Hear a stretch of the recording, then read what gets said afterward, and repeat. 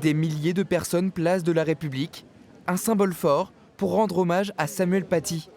48 heures après l'attentat, enseignants, élus, parents, élèves ou retraités, tous ont tenu à être là pour dénoncer la barbarie.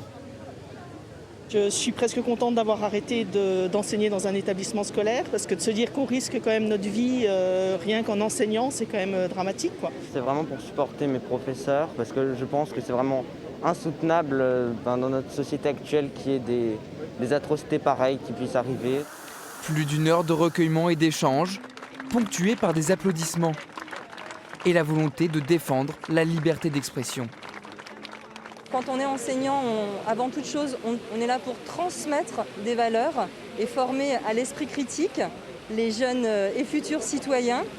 Et en tant qu'élu, eh bien, il y a une continuité dans cette transmission et pour faire vivre les valeurs de la République. Les valeurs, c'est notre socle.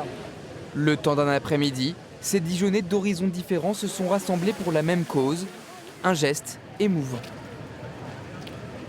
Je trouve ça beau de voir la mobilisation, surtout d'une manière assez spontanée comme ça. Et je dirais pas que ça me donne plus envie d'être prof parce que c'est quand même un événement vraiment atroce. Mais ça me donne espoir, ça me montre que les enseignants ne sont pas tout seuls. Et c'est inhumain. Donc aujourd'hui, je pense qu'aujourd'hui on vit quelque chose de fort et c'est important d'être solidaires tous ensemble en tant que Français.